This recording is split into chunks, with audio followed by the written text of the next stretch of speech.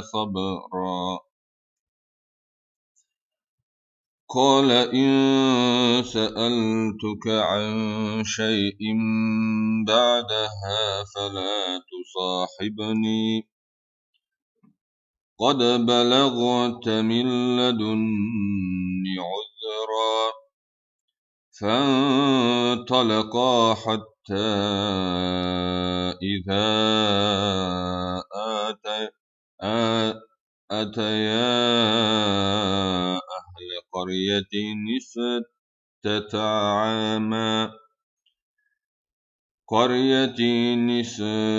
استطعما أهلها فأبوا أن يضيفوهما فوجدا فيها جدارا يريد أن ينقض فأقامه. قال لو شئت لاتخذت عليه أجرا. قال هذا فراق بيني وبينك سأنبئك بتأويل ما لم تستطع عليه صبرا. أما السفينة فكانت لمساكين يعملون في البحر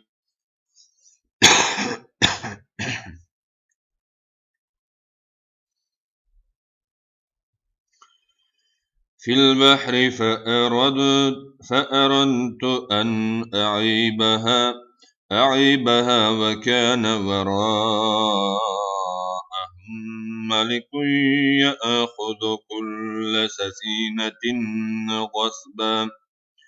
وأما الغلام فكان أبواه مؤمنين وخشينا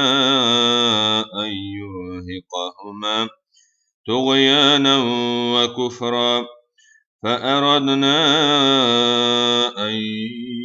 يبادلهما ربهما خيرا منه زكاة وأقرب رحما. وأما الجدار فكان لغلامين يتيمين في المدينة وكان تحته كنز لهما وكان أبوهما صالحا فأراد ربك أن يبلغا أشدهما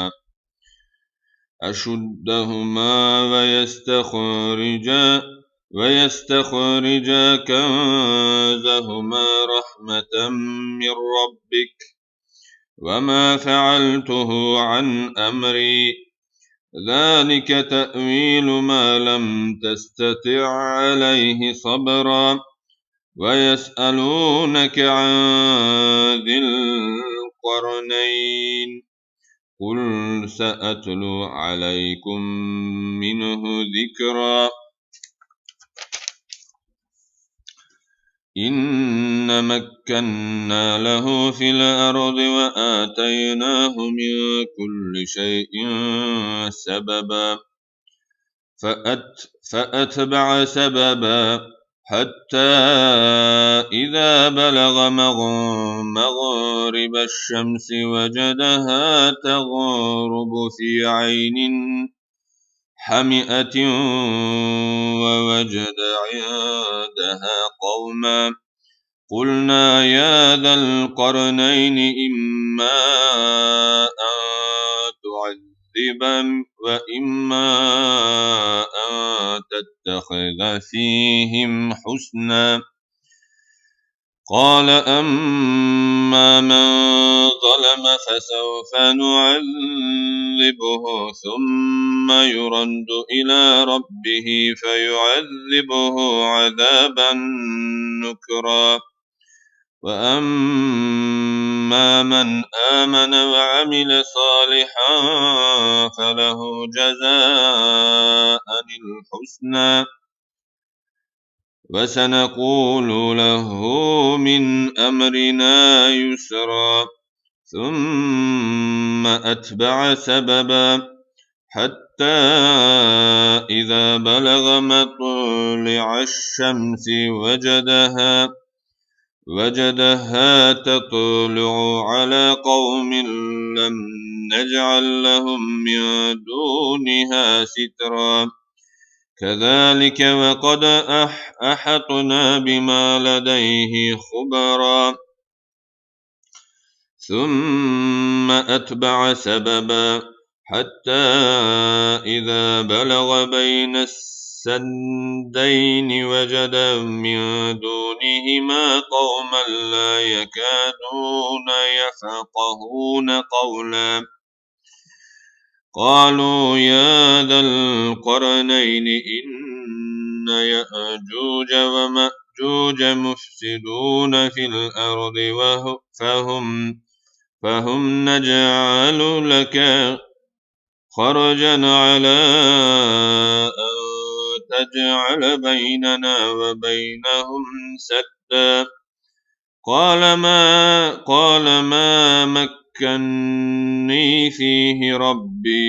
ربي خير فاعينوني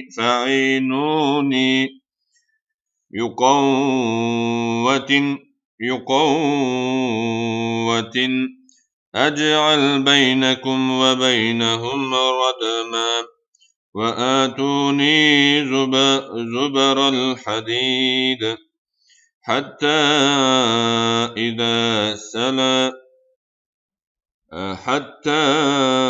إذا ساوى بين الصدفين قال انفخوا حتى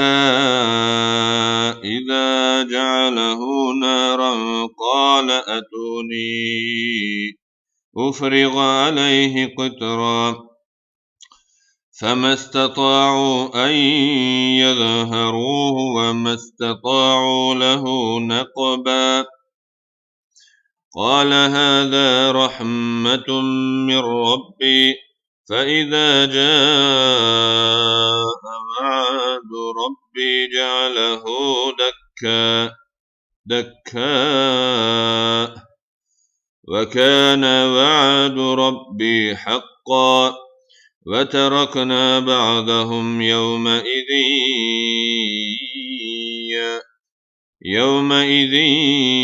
يموج في بعض ونفخ في الصور فجمعناهم جمعا وعرضنا جهنم يومئذ للكافرين عرضا الذين كانت أعينهم في غطاء عن ذكري وكانوا لا يستطيعون سمعا أفحسب الذين كفروا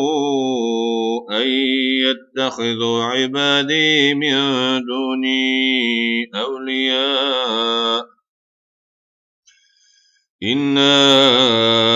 أعتدنا جهنم للكافرين نزلا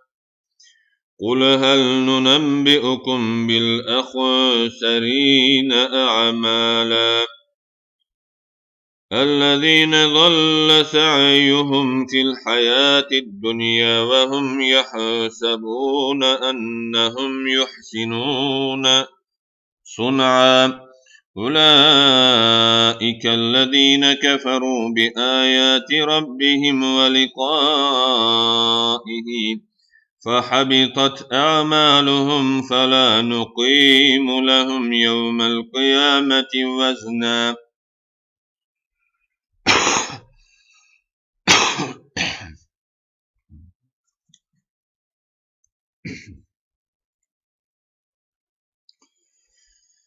ذلك جزاؤهم جهنم بما كفروا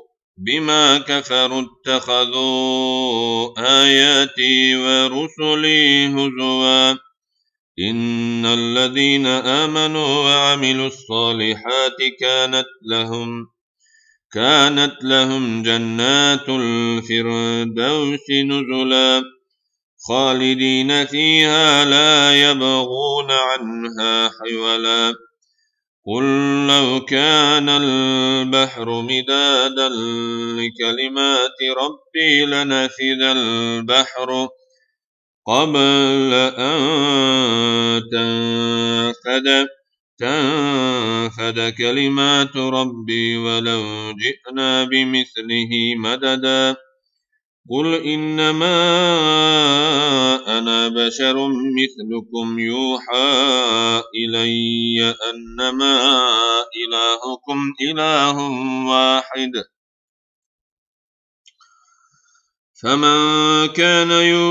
فمن كان يرجو لقاء ربه فليعمل عملا صالحا ولا يشرك بعبادة ربه أحدا بسم الله الرحمن الرحيم كافها يا عين صاد ذكر رحمة ربك عبده زكريا إذ نادى ربه نداء خفيا قال رب إني وهن العظم مني واشتعل الرأس شيبا ولم أكن بدعائك ربي شقيا وإني خفت الموالي من ورائي وكانت امرأتي عاقرا فهب لي من لدنك وليا يرثني ويرث من آل يعقوب واجعله ربي رضيا يا زكريا إنا نبشرك بغلام اسمه يحيى لم نجعل له من قبل سميا قال رب أنى يكون لي غلام وكانت امرأتي عاقرا وقد بلغت من الكبر عتيا قال كذلك قال ربك هو علي هين وقد خلقتك من قبل ولم تك شيئا قال رب اجعل لي آية قال آيتك ألا تكلم الناس 3 ليال سويا فخرج على قومه من المحراب فأوحى إليهم أن سبحوا بكرة وعشيا يا يحيى خذ الكتاب بقوة وآتيناه الحكم صبيا وحنانا من لدنا وزكاة وكان تقيا وبرا بوالديه ولم يكن جبارا عصيا وسلام عليه يوم ولد ويوم يموت ويوم يبعث حيا واذكر في الكتاب مريم إذ انتبذت من أهلها مكانا شرقيا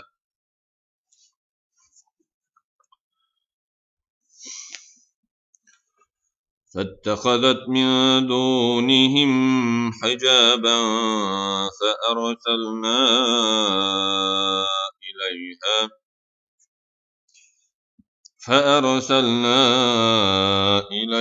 فيها روحنا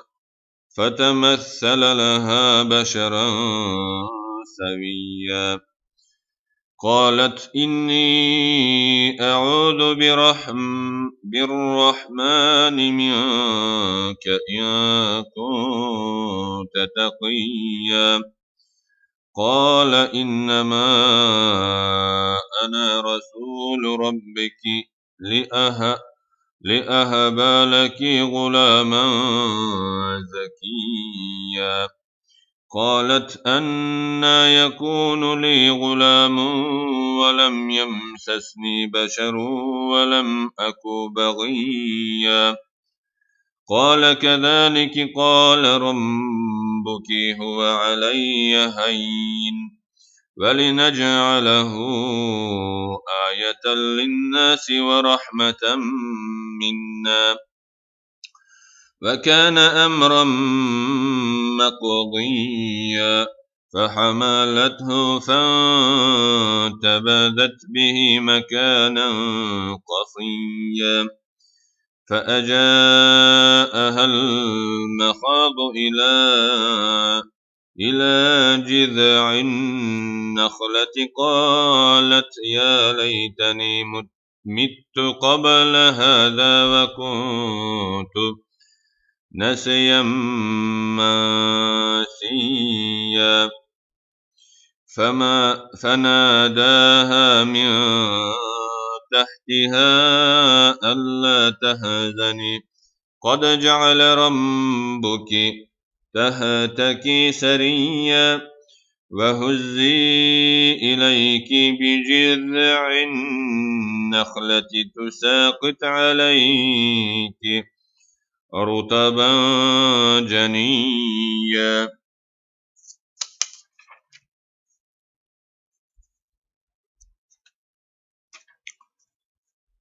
فكلي واشربي وقري عينا فإما ترين من البشر أحدا فقولي إني نذرت للرحمن صوما فلن أكلم اليوم إنسيا. فأتت به قومها تحمله قال يا مريم لقد جئت شيئا فريا. يا أخت هارون ما كان أبوك امرأ سوء وما كانت أمك بغيا. وأشارت إليه قالوا كيف نكلم من كان في المهد صبيا. قال إني عبد الله آتاني الكتاب وجعلني نبيا وجعلني مباركا أينما كنت وأوصاني بالصلاة والزكاة ما دمت حيا فبرا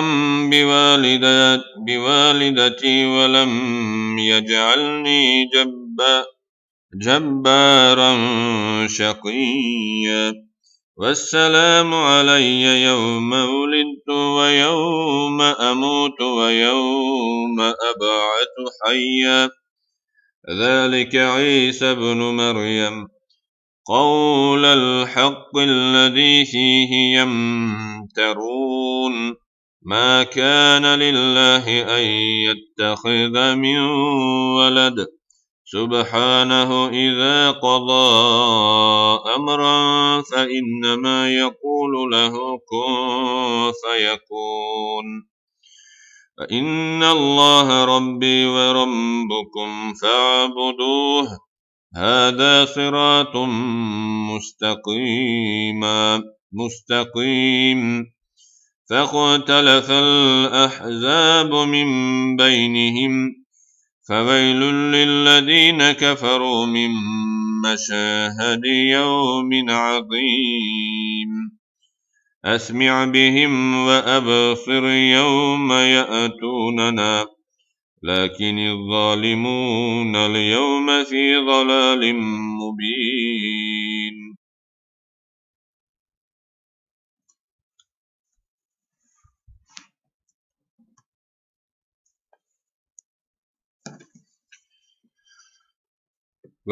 وأنذرهم يوم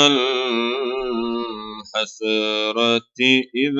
قضي الأمر وهم في غفلة وهم لا يؤمنون. إنا نحن نرث الأرض ومن عليها وإلينا يرجعون. واذكر في الكتاب إبراهيم إنه كان صديقا نبيا إذ قال لأبيه يا أبت لم تعبد ما لا يسمع ولا يبصر ولا يغني عنك شيئا يا أبت إني قد جاءني من العلم ما لم يأتك فاتبعني أهدك صراطا سويا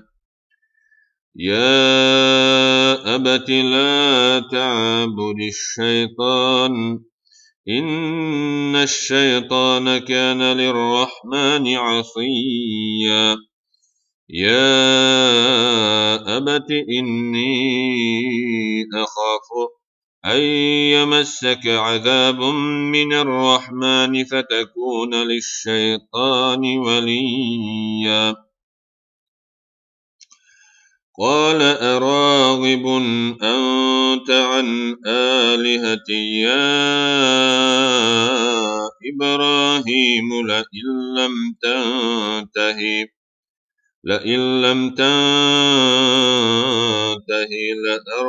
لأرجمنك وهجرني مليا قال سلام عليك سأستغفر لك ربي إنه كان بي حفيا وأعتزلكم وما تدعون من دون الله وأدعو ربي عسى ألا أكون بدعاء ربي شقيا فلما اعتزلهم وما يعبدون من دون الله وهبنا له إسحاق ويعقوب وكلا جعلنا نبيا ووهبنا لهم من رحمتنا وجعلنا لهم لسان صدق غليا واذكر في الكتاب موسى إنه كان مخلصا وكان رسولا نبيا وناديناه من جانب الطور الأيمن وقربناه نجيا ووهبنا له من رحمتنا أخاه هارون نبيا واذكر في الكتاب إسماعيل إنه كان صادق الوعد وكان رسولا نبيا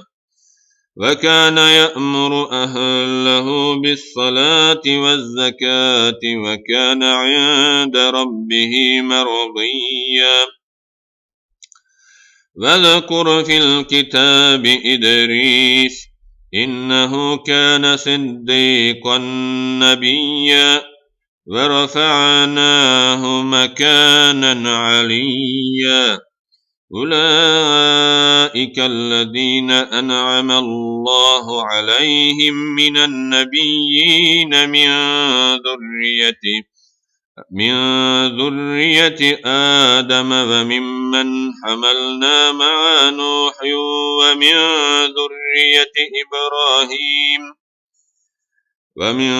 ذرية إبراهيم وإسرائيل وممن هدينا واجتبينا إذا تتلى عليهم آيات الرحمن خروا سجدا وبكيا فجلس من بعدهم خلف أضاعوا الصلاة واتبعوا الشهوات فسوف يلقون غيا إلا من تاب وآمن وعمل صالحا فأولئك يدخلون الجنة ولا يظلمون شيئا جنات عدن التي وعد الرحمن عباده بالغيب إنه كان وعده مأتيا لا يسمعون فيها لغوا إلا سلاما ولهم رزقهم فيها بكرة وعشيا تلك الجنة التي نورث من عبادنا من كان تقيا وما نتنزل إلا بأمر ربك له ما بين أيدينا وما خلفنا وما بين ذلك وما كان ربك نسيا. Secde ayeti okuduk, secde kılavuz.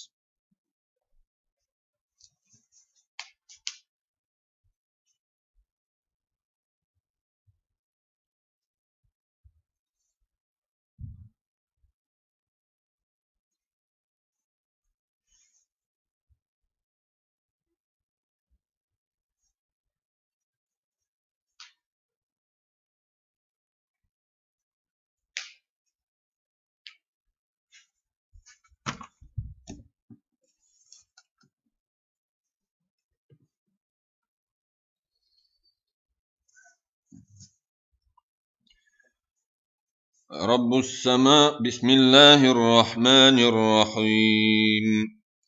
رب السماوات والأرض وما بينهما فاعبده واصطبر لعبادته هل تعلم له سميا ويقول الإنسان أإذا ما مت لسوف أخرج حيا أولا يذكر الإنسان أنا خلقناه من قبل ولم يك شيئا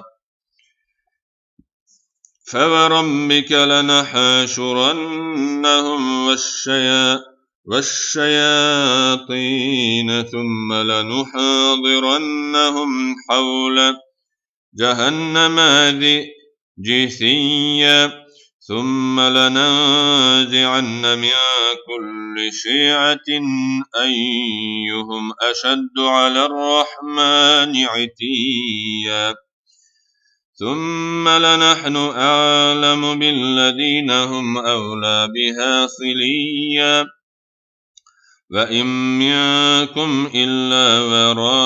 واردها كان على ربك حتما مقضيا ثم ننجي الذين اتقوا ونذر الظالمين فيها جثيا وإذا تتلى عليهم آياتنا بينات قال الذين كفروا للذين آمنوا أي الفريقين خير مقاما وأحسن نديا وكم أهلكنا قبلهم من قرية هم أحسن أثاثا ورئيا قل من كان في الضلالة فليمدد له الرحمن مدا حتى إذا رأوا ما يوعدون إما العذاب وإما الساعة فسيعلمون من هو شر مكانا وأضعف جندا ويزيد الله الذين اهتدوا هدى والباقية الصالحات خير عند ربك ثوابا وخير مردا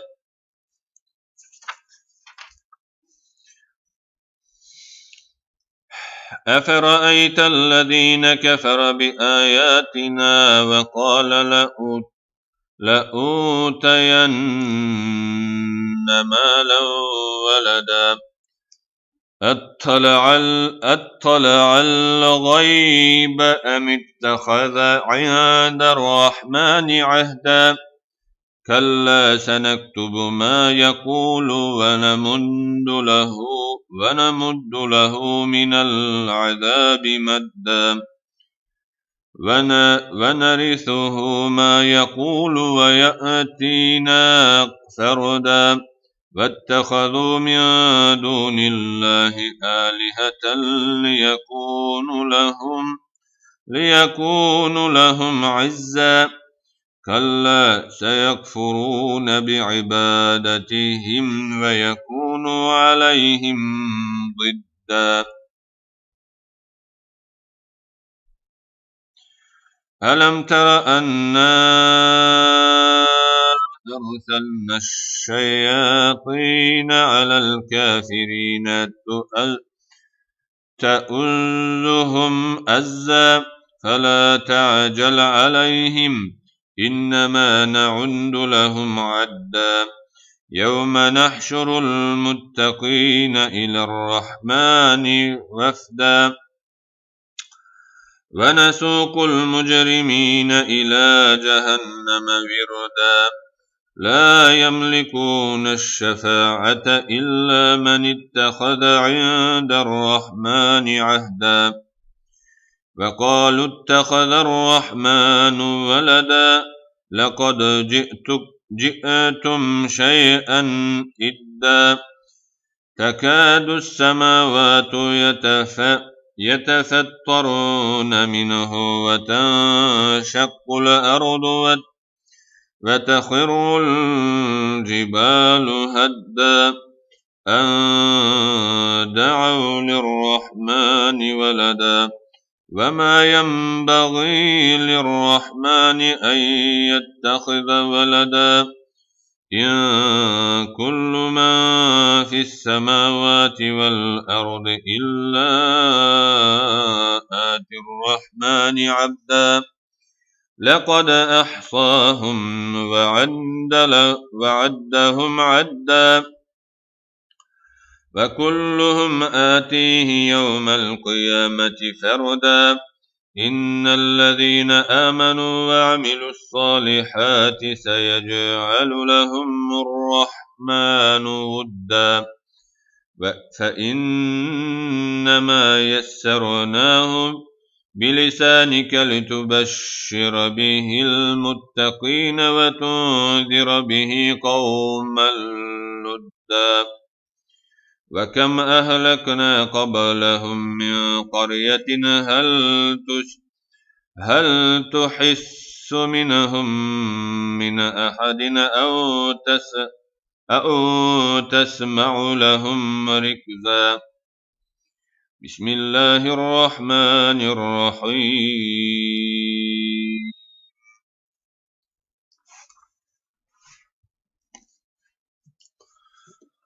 طه ما أنزلنا عليك القرآن لتشقى إلا تذكرة لمن يخشى تنزيلا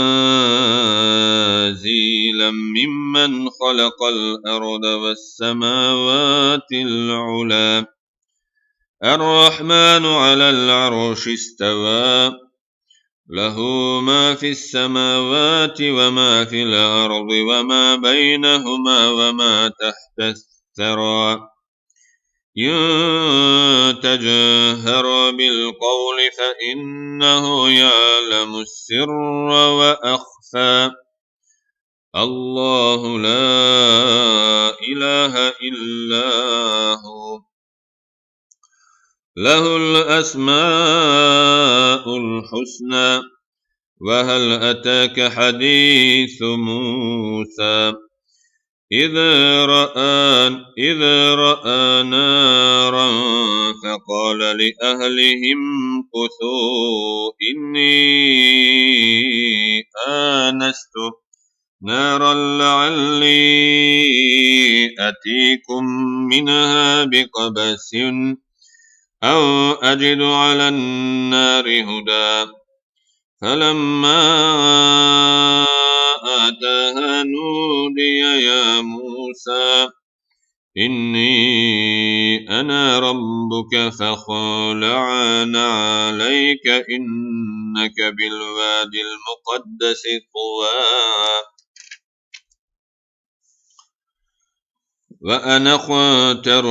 وأنا اخترتك فاستمع لما يوحى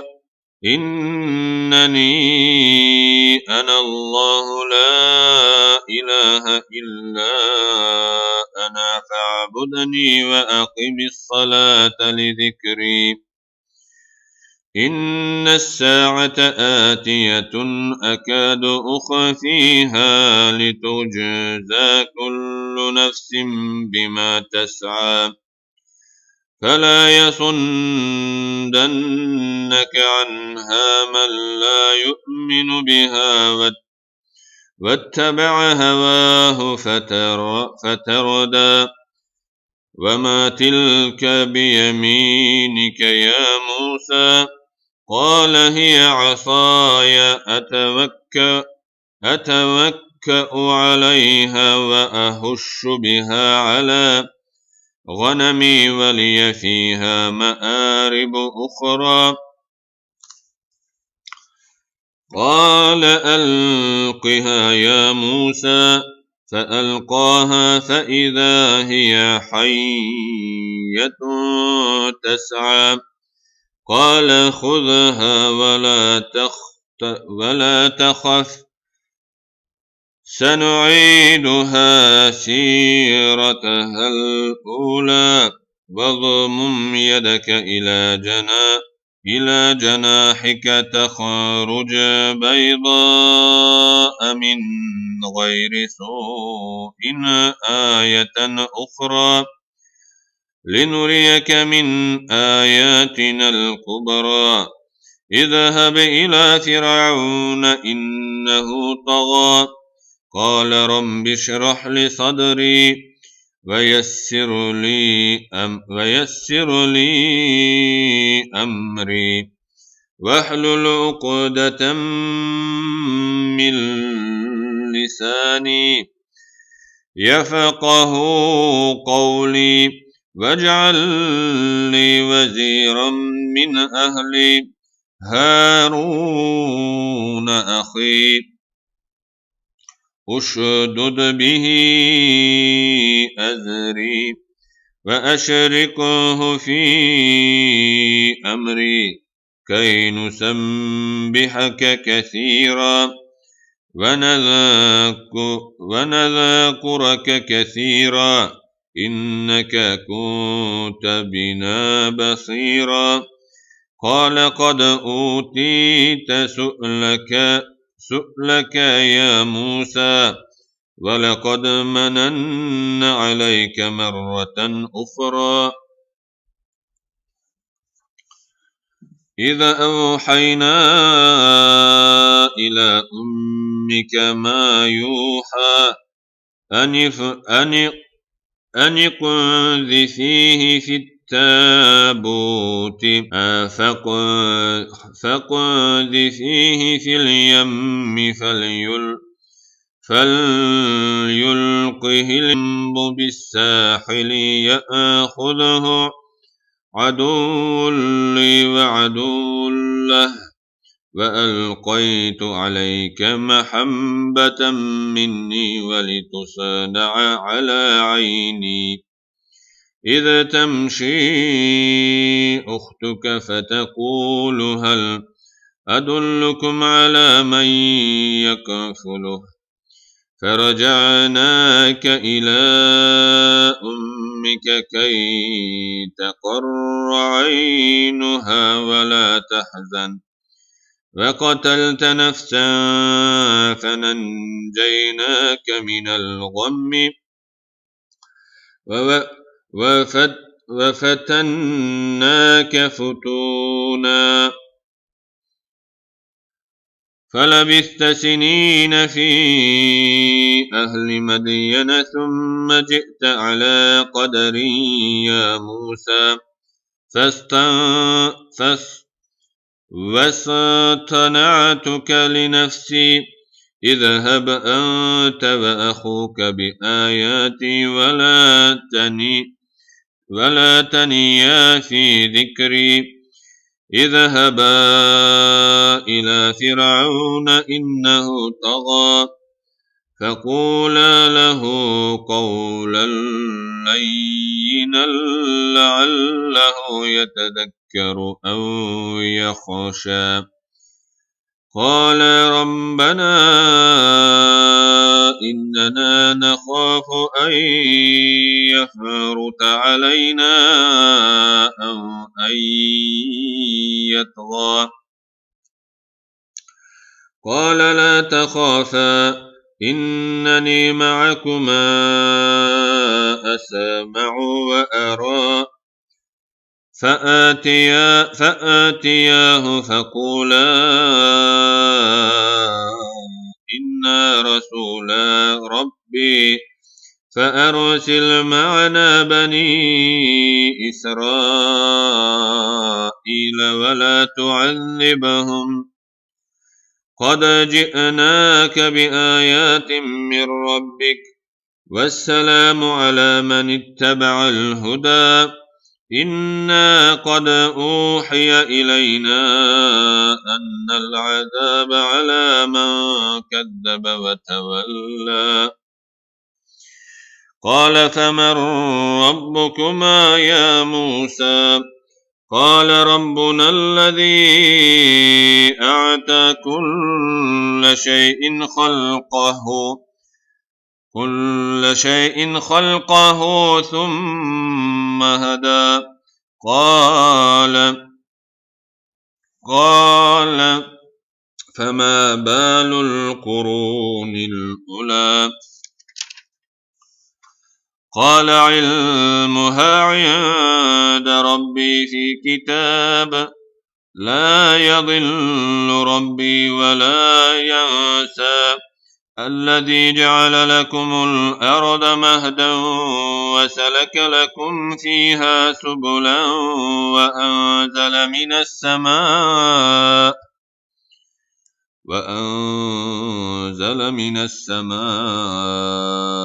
ماء فأخرجنا به أزواجا من نبات شتى كلوا وارعوا أنعامكم إن في ذلك لآيات لأولي النهى منها خلقناكم وفيها نعيدكم ومنها نخرجكم تارة أخرى ولقد أريناه آياتنا كلها فكذب وأبى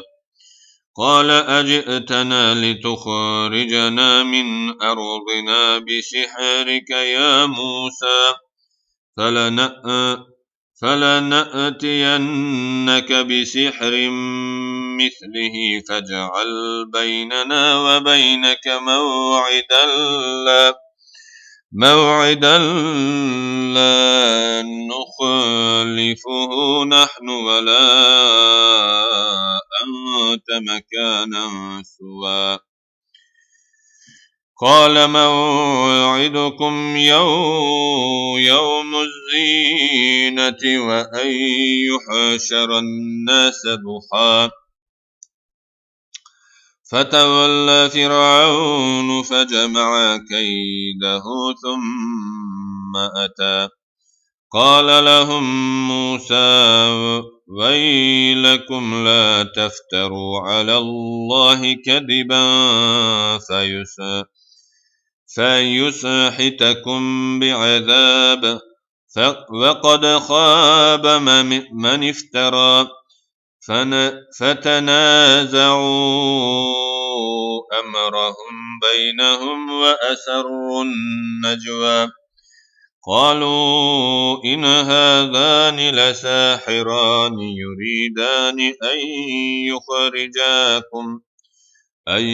يخرجاكم من أرضكم بسحرهما ويذهبا بطريقتكم المثلى فأجمعوا كيدكم ثم أتوا صفا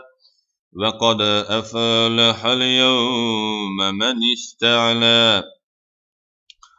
قالوا يا موسى إما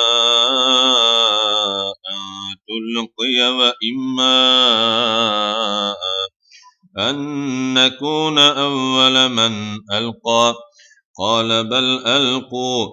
فإذا حبالهم وعصيهم ويخيل إليه من سحرهم أنها تسعى فأوجس في نفسه خيفة موسى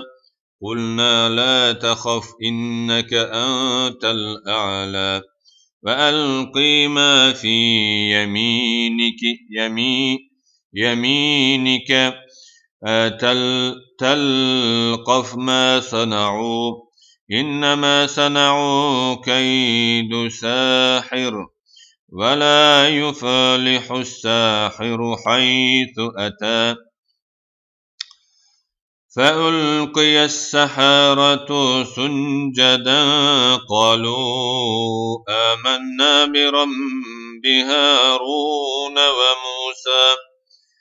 قال آمنتم له قبل أن آذن لكم إنه لكبيركم الذي علمكم السحر فلأقطعن أيديكم وأرجلكم من خلاف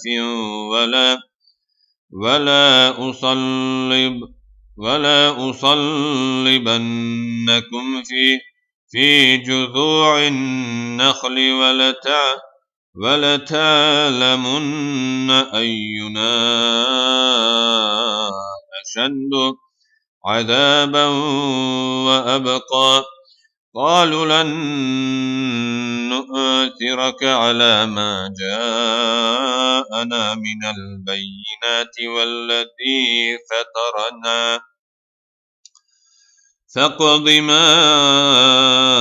أنت قاض إنما تقضي هذه الحياة الدنيا إنا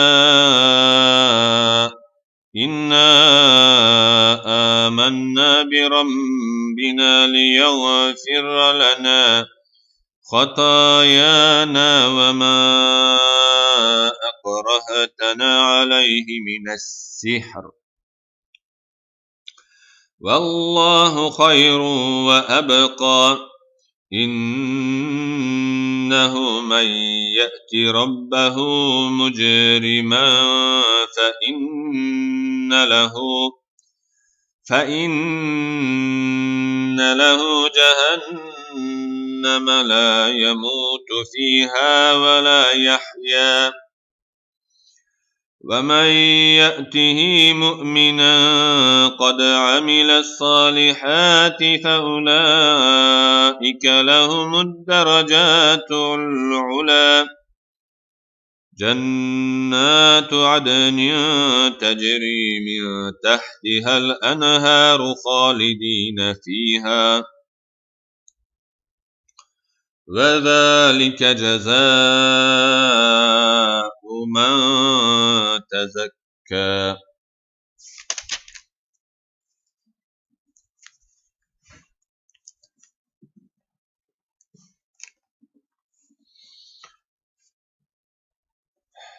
ولقد أوحينا إلى موسى أن أسر بعبادي فاضرب لهم طريقا في البحر يبسا لا تخاف دركا ولا تخشى فأتبعهم فرعون بجنوده فغشيهم من اليم ما غشيهم وأضل فرعون قومه وما هدى يا بني إسرائيل قد أنجيناكم من عدوكم وواعدناكم جانب الطور الأيمن ونزلنا عليكم المن والسلوى كلوا من طيبات ما رزقناكم ولا تطغوا فيه فيحل عليكم غضبي ومن يحلل عليه غضبي فقد هوى وإني لغفار لمن تاب وآمن وعمل صالحا ثم اهتدى وما أعجلك عن قومك يا موسى قال هم أولئك على أثري وعجلت إليك رب لترضى قال فإنا قد فتنا قومك من بعدك وأضلهم السامري فرجع موسى إلى قومه غضبان أسفا قال يا قوم ألم يعدكم ربكم وعدا حسنا أفطال عليكم العهد أم أردتم أن يحل عليكم غضب من ربكم فأخلفتم موعدي قال ما أخلفنا موعدك بملكنا ولكن حملنا أوزارا من زينة القوم فقذفناها فكذلك ألقى السامري فأخرج لهم عجلا جسدا له خوار فقالوا هذا إلهكم وإله موسى فنسيا أفلا يرون ألا يرجع إليهم قولا ولا يملك لهم ضرا ولا نفعا ولقد قال لهم هارون من قبل يا قوم إنما فتنتم به وإن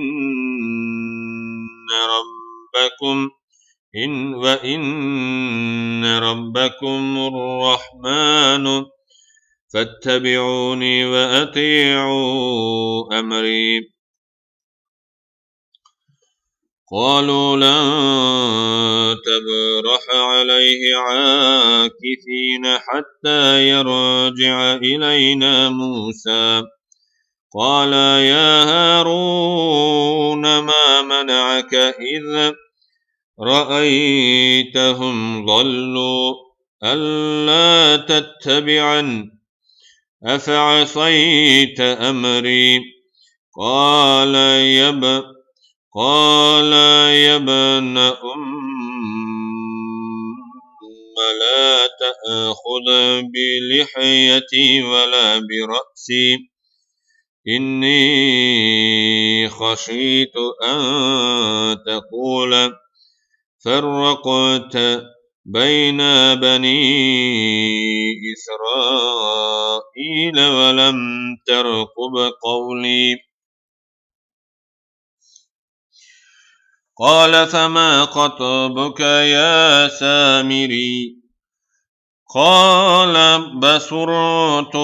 بصرت بما لم يبصروا به فقبلت قبضة من أثر الرسول فنبذتها وكذلك سولت لي نفسي. قال فاذهب فإن لك في الحياة أن تقول لا مساس وإن لك موعدا لن تخلفه فانظر إلى إلهك الذي ظلت عليه عاكفا لنحرقنه ثم لننسفنه في اليوم نسفا إنما إلهكم الله الذي لا إله إلا هو وسع كل شيء علما.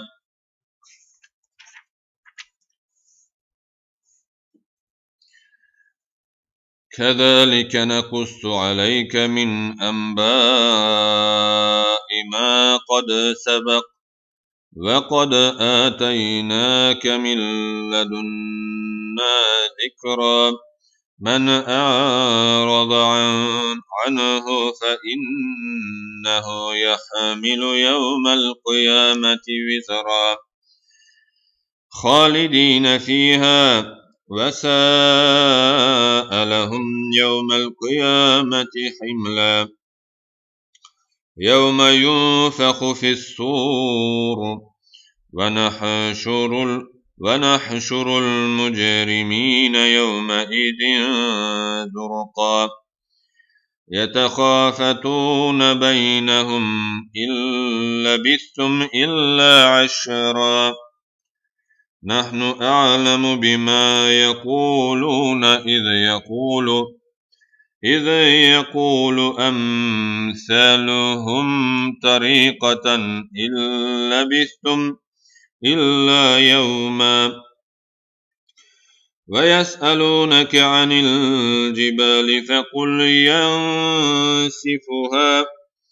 فقل ينسفها ربي نسفا فيذرها قاعا صفصفا لا ترى فيها عوجا ولا أمتا. يومئذ يتبعون الداعي لا عوج له وخشعت الأصوات للرحمن فلا تسمع إلا همسا. يومئذ لا تنفع الشفاعة إلا من أذن له الرحمن ورضي له قولا. يعلم ما بين أيديهم وما خلفهم وما خلفهم ولا يحيطون به علما وعنت الوجوه للحي القيوم وقد خاب من حمل ظلما ومن يعمل من الصالحات وهو مؤمن فلا يخاف ظلما ولا هضما وكذلك أنزلناه قرآنا عربيا وصرفنا فيه من الوعيد لعلهم يتقون أو يحدث لهم ذكرا فتعالى الله الملك الحق ولا تعجل بالقرآن من قبل أن يقضى إليك وحيه وقل رب زدني علما ولقد عهدنا إلى آدم من قبل فنسي ولم نجد له عزما وإذ قلنا للملائكة اسجدوا لآدم فسجدوا إلا إبليس أبى فقلنا يا آدم إن هذا عدو لك ولزوجك فلا تخرجنكما من الجنة فتشقى إن لك ألا تجوع فيها ولا تعرى وأنك لا تظمأ فيها ولا تضحى فوسوس إليه شيطان قال يا آدم هل أدلك على شجرة الخلد وملك لا يبلى فأكل منها فبدت لهما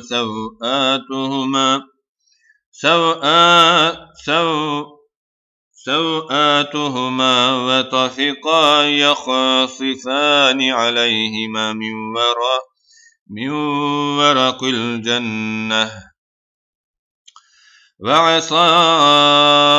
آدم ربه فغوى ثم اجتباه ربه فتاب عليه وهدى قال اهبطا منها جميعا بعضكم لبعض عدو فإما يأتينكم مني هدى فمن اتبع هداي فلا يضل ولا يشقى ومن أعرض عن ذكري فإن له معيشة ضنكا ونحشره يوم القيامة أعمى قال رب لما حشرتني أعمى وقد كنت بصيرا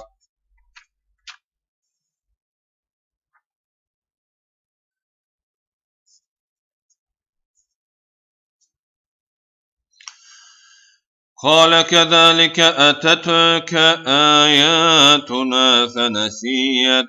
فنسيتها وكذلك اليوم تنسى وكذلك نجزي من أسرف ولم يؤمن بآيات ربه ولعذاب الآخرة أشد وأبقى أفلم يهد لهم كم أهلكنا قبلهم من القرون يمشون في مساكنهم إن في ذلك لآيات لأولي النهى ولولا كلمة سبقت من ربك لكان لزاما وأجل مسمى فاصبر على ما يقولون وسبح بحمد ربك قبل طلوع الشمس وقبل غروبها ومن آناء الليل فسبح وأطراف النهار لعلك ترضى ولا تمدن عينيك إلى ما متعنا به أزواجا منهم زهرة الحياة الدنيا لنفتنهم فيه ورزق ربك خير وأبقى وآمر أهلك بالصلاة واصطبر عليها لا نسألك رزقا نحن نرزقك والعاقبة للتقوى وقالوا لولا يأتينا بآية من ربه أولم تأتهم بينة ما في الصحف الأولى ولو أنا أهلكناهم بعذاب من قبله لقالوا ربنا لولا أرسلت إلينا رسولا فنتبع آياتك من قبل أن نزل ونخزى قل كل متربص فتربصوا فستعلمون من أصحاب الصراط السوي ومن اهتدى صدق الله العظيم سبحان ربك رب العزة عما يصفون وسلام على المرسلين والحمد لله رب العالمين.